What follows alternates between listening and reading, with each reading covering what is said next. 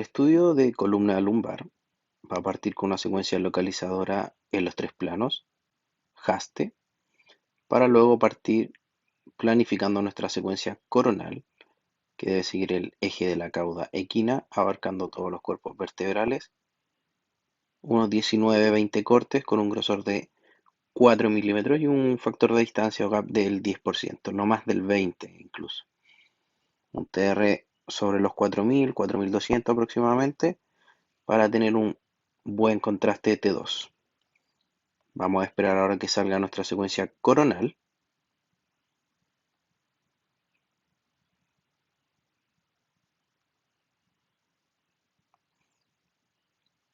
Y desde ya les voy a ir diciendo que una vez que salga este coronal T2, vamos a tener sagitales, ya sea en T2, T2 STIR y T1.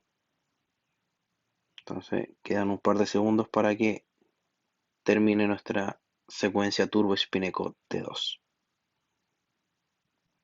Ok, una vez que finalizó, la vemos acá en el visor y vamos con nuestro T2 Turbo Spineco Sagital.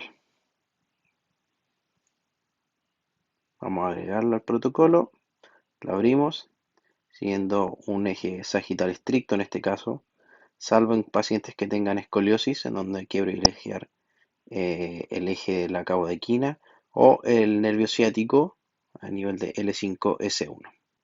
Por lo general, en un paciente sano debería ser un sagital estricto, ¿ya? Unos 15-17 cortes de 3 milímetros de grosor y un gap de no más del 30%. Un FOB aproximado de 300-320.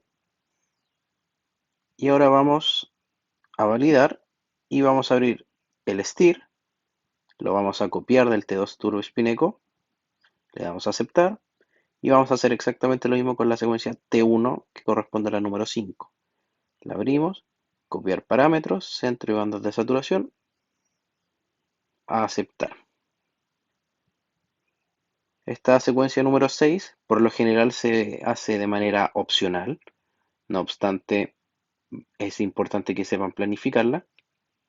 Es una secuencia T2 Space o Cube, según la marca, ya sea General, Philips o Siemens, que es isotrópica, es decir, el voxel en este caso mide 1 milímetro en todas sus dimensiones, lo cual nos va a poder permitir hacer reconstrucciones y más allá de reconstrucciones, es decir, reconstrucciones estrictas, nos va a permitir hacer reconstrucciones curvas multiplanares para poder hacer seguir el trayecto de un nervio en particular, puede ser el nervio ciático generalmente, y ver algún otro tipo de patología con una elevada sensibilidad dada su resolución espacial.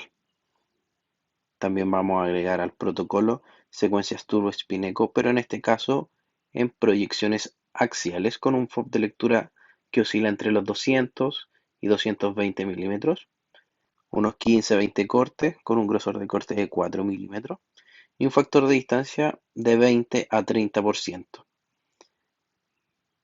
No está de más decir que debe ser perpendicular al eje longitudinal de la cauda equina,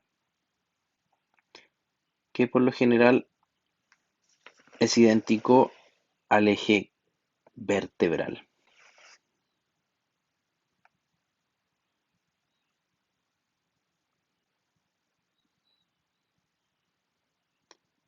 Vamos a repetir estos axiales, ya sean 2 bloques, 3 bloques, 4 bloques. Siempre le digo a mis alumnos, lo importante es abarcar la columna en proyecciones axiales. Si les quedan 2 axiales, bien. Si les quedan 4 axiales, bien, no hay problema. Lo importante es abarcar toda la columna en proyecciones axiales. Generalmente se hace T2 y T1, ¿ya? El T1 va a quedar dependiente si es con contraste o sin medio de contraste, ¿ya? Evidentemente cuando se utilizan eh, medios de contraste para patologías como espondilodicitis, observación de metástasis, entre otras patologías, vamos a utilizar secuencias T1 con saturación grasa en los tres planos. Es habitual ver secuencias axiales T1 VIVE, ya que es un volumen interpolado, ya que se da bastante frecuente en columna. En el caso de la columna dorsal, debido a la curvatura propia que tiene, las angulaciones pueden ir variando un poco, lo mismo para el caso de la cervical, pero el protocolo de columna no varía mucho entre qué región sea, ¿ya? Siempre es un coronal T2, tres sagitales, un T1, un T2, un STIR, y luego proyecciones axiales ponderadas en T2, y en el caso de administrar medios de contraste, T1 con saturación grasa en los tres planos. Vemos acá, como les comentaba, aquí vemos un T1 Vibe, que lo vamos a copiar de algún T2 que hayamos ya planificado, con un sobremuestreo en los cortes del 50% y también de la fase en un 50%. Siempre, siempre traten de sobremuestrar lo más que puedan, sin que el tiempo aumente considerablemente. ¿Ya? Voy a mostrarle acá también parte de lo que respecta al protocolo de columna dorsal, para que puedan ir viendo que el protocolo en sí es exactamente el mismo. Vemos acá secuencias coronales potenciadas en T2 para luego planificar un T2 sagital, siguiendo el eje de la médula. Una vez que sacamos estas secuencias T2 sagital, T2 STIR sagital y T1 sagital, vamos a ir planificando nuestros axiales turboespineco potenciados en T2.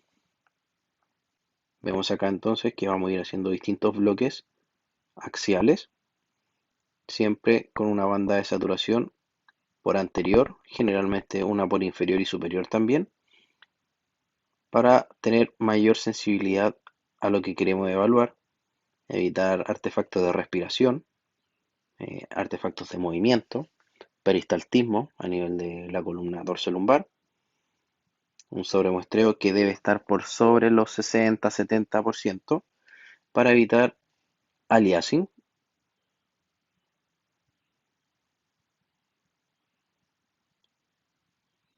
Y vamos a ir bloque por bloque.